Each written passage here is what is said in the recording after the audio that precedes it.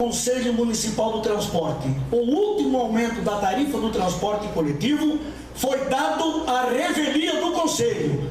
E o companheiro da UJS, que eu quero bem, infelizmente, talvez porque a administração passada perderam também, né, o pessoal ligado ao PCdoB, e em contrapartida nós ficamos sem o instrumento do controle popular no transporte coletivo urbano.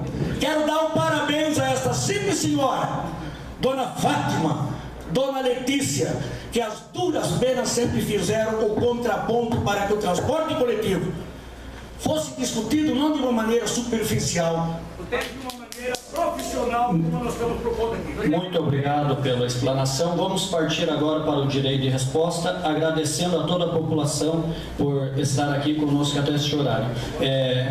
E também considerações, né, finais. Newton Bobar. E direito de resposta.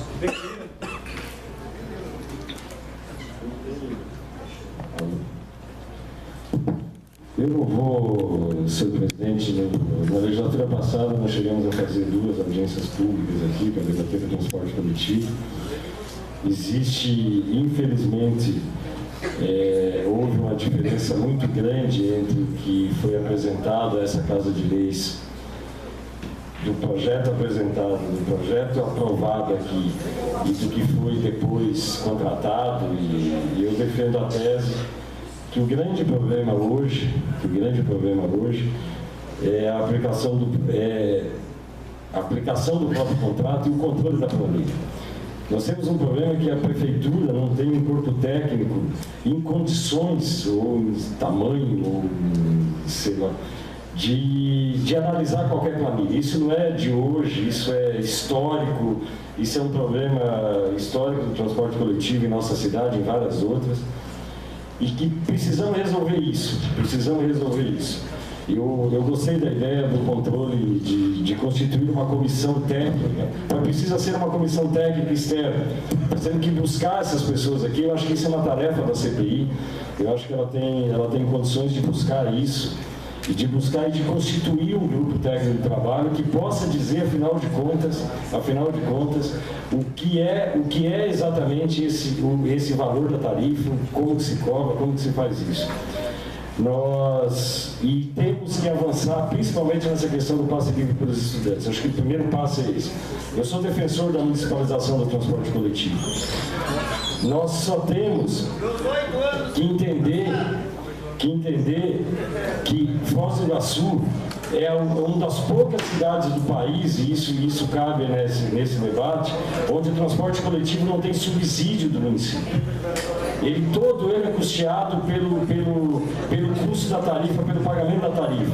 E temos que fazer um processo de transição nisso. E como vamos fazer? Eu acho que esse debate é importante, eu acho que temos que continuar nele e vamos dar sequência nele. Obrigado. Obrigado, seu Newton Lobato. Hugo Carlos Gonzalez. Bom, por favor. Bom, como falaram, como eu represento os estudantes secundaristas da cidade, houve diversos pontos onde eu vou ter que abordar. Primeiramente, o senhor Vitorassi, o senhor Pablo, cujo também é meu amigo e conhecido, não estava como presidente durante a licitação. Ele não era presidente na época. O Pablo não era presidente durante a época. Outra coisa, por favor. Na cidade de Foz do Iguaçu, ele não estava lá também como representante da União da Juventude Socialista. Ele estava como representante da União Paranaense de Estudantes, que tem uma cadeira dentro da mesa. E você sabe que isso é verdade, não era como JS, era como UP. Ele estava lá dentro como UP. Faz diferença. Eu represento uma entidade que é o MEF, isso não importa, porque a minha entidade é partidária, independente da filiação dos meus membros. Isso é o que vale. Voltando à explanação aqui sobre o transporte público, eu queria me referir primeiramente à senhora Kátia.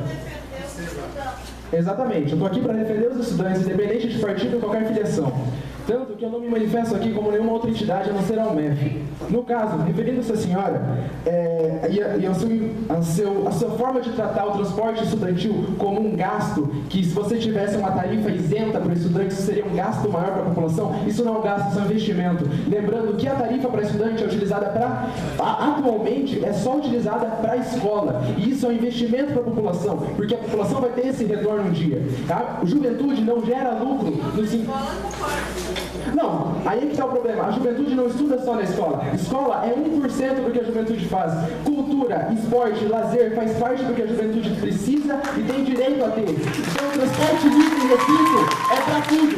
Não é só para ir para a escola e voltar. Ninguém tem direito de controlar quais são as linhas de ônibus que eu vou usar com a minha meia passagem. E isso, atualmente, na lei que está é possível.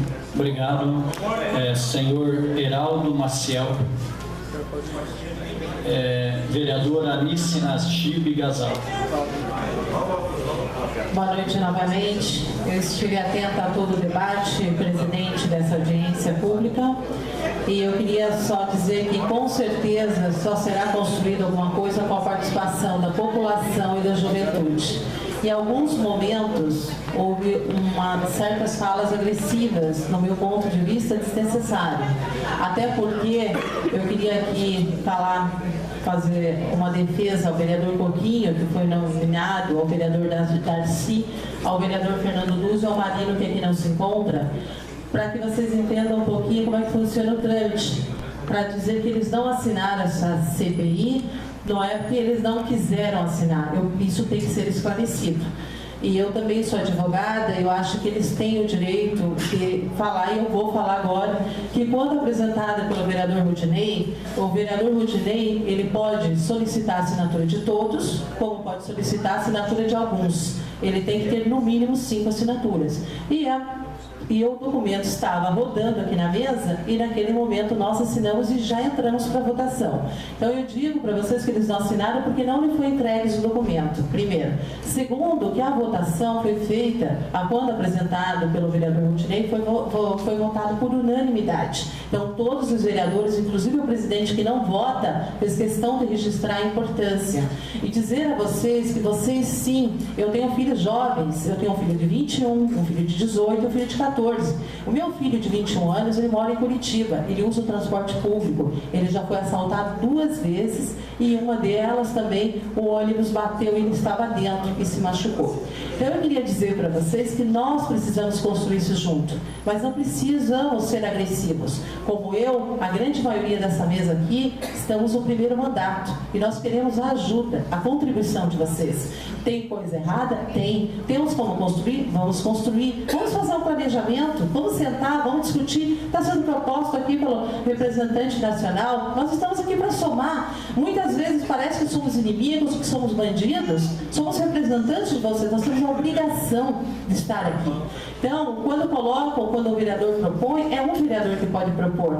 Mas, em momento algum, a gente tem trabalhado aqui em contrário à defesa da população. E nós estamos abertos aqui para discutir. O que deu errado, vamos rediscutir. Essa Câmara aqui é outra. Não vamos errar, vamos aprender com os erros. Então, presidente, queria só registrar essa minha fala aqui e dizer, e fazer esse registro aqui dos vereadores, e eu gostaria, me permite aqui um pouquinho, o Latinha, uma pessoa que eu respeito muito, Jurandir de Moura, e eu também achei que foi uma fala muito agressiva em relação à sua pessoa, desnecessária, que a gente tem acompanhado aqui, e você sabe, Jurandir de Moura, você sabe que você um dia, Jurandir, eu quero só fazer um registro aqui, enquanto na campanha eleitoral, o Jurandir, ele fez uma fala em relação à minha pessoa. Passada a eleição, ele teve a hombridade e posterior à eleição também por 2 vezes, uma vez via mensagem, outra vez via telefone. Ele disse que ele tinha queimado a língua, que ele tinha feito uma fala em relação a uma pessoa que ele estava reconsiderando. Então eu conheço você é uma pessoa boa, precisamos disso. Então a gente sabe que estamos aqui para somar e contem com a gente. Obrigado, Diogenes Vilar. Jair Antônio Miller, chefe da divisão Transportes e Infraestruturas. Considerações ou direito de resposta? O Alho vai comentar. César Henrique Alamini, presidente do Sindicato das Empresas de Transporte Coletivo Urbano. Senhor presidente, eu sou sócio-diretor de uma das empresas que integram o consórcio e eu confesso que me deixa triste ouvir tantas reclamações. As pessoas falam muito mal do transporte coletivo. Lógico que existe um exagero grande nisso. Os números que o Vitorassa apresenta realmente não são verdadeiros. E isso acaba provocando esse sentimento na população. Então eu sou uma pessoa bastante interessada em que o transporte coletivo funcione muito bem. E por isso que nós estamos à disposição para fazer tudo aquilo que for necessário. Nós queremos contribuir, estamos contribuindo, mas que vir aqui muitas pessoas vêm e criticam sem ter assim, dados, sem ter informações para fazer esse tipo de crítica. Então eu sou favorável a isso, a fazer esse grupo, essa comissão, levantar, para que a gente realmente faça com que o transporte coletivo seja melhor, que atenda assim as exigências, a vontade da população. Obrigado. Obrigado, senhor César. Juliano Ribeiro, representante do consórcio Sorriso. Acho que da mesma maneira que na colocação anterior, o César sintetizou e demonstrou o interesse do consórcio como um todo. É de realmente participar, estar contribuindo, e o nosso interesse único e exclusivo é desenvolver um sistema de transporte melhor da nossa cidade. Lembrando sempre de que é necessário buscar o preço justo. Nós não temos interesse nenhum em aumentar a nossa tarifa. Então, as propostas, se pudermos assim fazê-las, serão sempre nesse sentido. Muito obrigado pela explanação. Pastor Sadi Busanello, presidente do COPEF. Apenas agradecer a Rodinei pelo convite e lembrar que dessa audiência pública eu acredito que nasça alguns caminhos, que o debate é importante, mas que questões como essa devem ser observadas, alguns dados técnicos que é preciso ampliar e apoiar a comissão que foi criada, para que não seja apenas uma comissão política. O ânimo político sempre é muito bom, o debate, mas as soluções às vezes passam por mentes mais tranquilas e que busquem o melhor. Sempre que haja o debate e o controle social, a cidade e a população ganham. Foi mais um aprendizado para mim nesta noite, participando dessa audiência pública. Agradeço o convite do senhor presidente. Eu tenho 5 direitos de respostas aqui. O primeiro é do vereador Paulo Rocha, ao qual peço desculpa para ele, por na ocasião anterior não ter lhe passado. Desculpa. Obrigado. Obrigado. E foi dito aqui que algumas pessoas não estavam prestando atenção no que falaram. E eu discordo. Eu anotei aqui o que o Heraldo Magalhães falou, que se quiser conhecer o transporte público, é só perguntar ao turista que visita na cidade, que faz aí no horário das 18 horas. Anotei aqui que o Gabriel também falou que parabenizou os motoristas que não vão mais trabalhar agora sem ter o sobrador. Também anotei aqui o que falou o João Bezerra, que acredita que o preço da passagem pode baixar ainda mais. Também anotei aqui que falou o Gilberto, que torna... Eu poderia falar aqui que 10 falou. Agora, também discordo do que disse o menino a meu respeito. Eu vim morar, outro menino lá. Eu vim morar na cidade em 1973. A vida inteira andei de ônibus. Eu vendia loteria na Covec à noite e eu posso dizer para vocês o ônibus que eu pegava, que vinha de Santa Terezinha, direção Itaipu. Posso dizer o ônibus que eu pegava a vida inteira dali do terminal, que pagava 2 passagens. Uma para vir de lá da Covec, que hoje é AD, né, onde ficam os caminhões, que eu vendia à noite. Isso foi muitos anos. Eu vendia ali 15 anos de loteria. E a gente vinha ali até no terminal, daí pegava o transplanão para ir até o Porto Verde. Chegava em casa sempre depois da meia-noite. Tinha ônibus ali até meia-noite e meia. Então, todo quem me conhece, sabe, eu levei daqui do Porto Verde a testemunha, eu comprei uma Brasília velha, depois de muito tempo, fui eleito vereador terceiro mais votado da cidade, na raça, e foi dito aqui que os vereadores não estão dando atenção, não estão fazendo lei. Ontem estava na capa do Jornal Gazeta um projeto meu que vai obrigar os bancos e os hospitais a oferecer vagas de estacionamento de graça. Em 6 meses, eu gostaria que vocês acompanhassem o meu trabalho, que eu coloco um pouco no Facebook, né? Não dá para colocar toda a gente que está ali, vocês não sabem, não fazem ideia. Paulo Rocha, o segundo era o senhor Ali, com direito de resposta também e finalizações. Mais uma vez, boa noite a todos. E dizer que dessa audiência pública, muita coisa, apesar dos anos exaltados de algumas pessoas, talvez seja a forma de expor o descontentamento, enfim, houve um grande aproveitamento, todas as observações foram anotadas. Eu tive aqui o cuidado de anotar uma por uma, inclusive aqueles que representavam alguma entidade ou não. E terei com certeza, na sequência, digamos assim, a interface está repassando isso, inclusive convocando algumas pessoas para que a gente possa discutir isso de forma mais dinâmica, de forma mais pontual, e que a gente consiga, logicamente, chegar no consenso.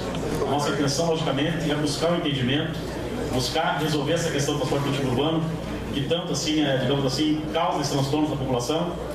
Ressalto mais uma vez, nós vivemos um momento único no país com relação a manifestações públicas. O transporte coletivo urbano é uma das bandeiras levantadas a nível nacional. Tanto é que o presidente da República ela convocou uma comissão composta por diversos organismos, inclusive um desses organismos eu faço parte, que é a NTP, a Associação Nacional de Transportes Públicos e Trânsito. Inclusive há um debate que será realizado em breve, onde será feita uma discussão ampla com relação à planilha tarifária. Então são vários assuntos que foram debatidos, principalmente da planilha com relação ao passe livre. E quero reiterar também, doutor Assi, que a planilha do Falstrans com relação ao último reajuste que teve ano passado já foi encaminhada há cerca de 3 meses à Câmara, já foi reiterada agora novamente para fazer parte da CPI, a planilha. Ela foi calculada no passado pela superintendência do órgão. Não vou querer questionar esses detalhes com relação de que forma foram não calculadas. A nossa intenção, logicamente, é abrir essa planilha para que a população possa discutir. Nós temos aqui pessoas extremamente conhecedoras do assunto. Temos um campo universitário muito grande em Foz do Iguaçu. Podemos colaborar, logicamente, buscar essa colaboração, como bem disse o Bobato. Se existe uma dificuldade ou não de se calcular essa planilha, nós teremos condições aí de buscar ainda qualquer um que esteja aqui presente, que participe, logicamente, dessa área contábil, enfim, financeira, e que tenha condições de subsidiar alguma informação, será muito bem-vinda. Com relação, foi questionado bastante a questão da infraestrutura, que compreende o transporte urbano. Eu frisaria aqui a palavra mobilidade urbana, como foi bem colocado aqui na frente. Eu acredito assim que a mobilidade urbana, logicamente, ela compreende todo o direito de ir e vir, não só em relação ao transporte coletivo urbano, mas a todos os meios modais de transporte, logicamente o veículo, o pedestre, o ciclista, enfim, todo o sistema que tem a necessidade de estar se deslocando pela cidade. Então, todos os projetos que nós estamos desenvolvendo esse ano, e encaminhando o governo federal, o governo estadual ou através do município mesmo, ele já compreende toda a infraestrutura necessária para ciclovia, passeio público, logicamente integrando a estrutura do sistema de transporte urbano, como é o projeto que nós encaminhamos ao Ministério das Cidades e que foi contemplado pelo Pacto de Mobilidade Urbana, que é o transporte público, que prevê uma modernização grande. Obrigado, senhor Ali. Do uso, direito de resposta, e após o do uso, o senhor Newton Bobato com direito de resposta. Não, falou, ele fez agradecimento, eu tinha que passar. Não, é que eu tinha que ter passado primeiro o direito de resposta, vocês me desculpam, mas ele tem porque foi palavra pessoal a eles. Obrigado, presidente, público presente. Para aqueles que não me conhecem, eu sou o vereador Fernando Duso, do Partido dos Trabalhadores. E primeiro esclarecer uma questão importante. Sou membro da Comissão de Inquérito do Transporte Público, junto com o meu colega e presidente da comissão, o vereador Rudinei de Moura, e o vereador Gessane da Silva, que está ao lado dele. E nessa condição, quero deixar o meu gabinete de portas abertas para a colaboração de qualquer um dos senhores ou senhoras que se fazem aqui hoje presente, para estar levando até nós as denúncias, as colocações que por hora não tenham sido explanadas aqui nessa audiência pública. Então dizer que aqueles que não puderem se fazer presente, acredito que todos nós temos Facebook, eu tenho Facebook, é só você encaminhar a sua colocação até a minha pessoa e nós vamos estar dando seguimento. mais uma vez estou sendo escalado para uma comissão de inquérito polêmica, fiz parte da comissão de inquérito do IDEB, como eu acho que todos aqui devem ter ficado sabendo. E só para concluir, por causa que o vereador Coquinho não se fazia presente, quando a vereadora Anice muito bem colocou a questão técnica do que aconteceu na votação dessa CI, aqui por essa casa já foram aprovadas algumas comissões de inquérito e nenhuma delas teve as 15 assinaturas, porque geralmente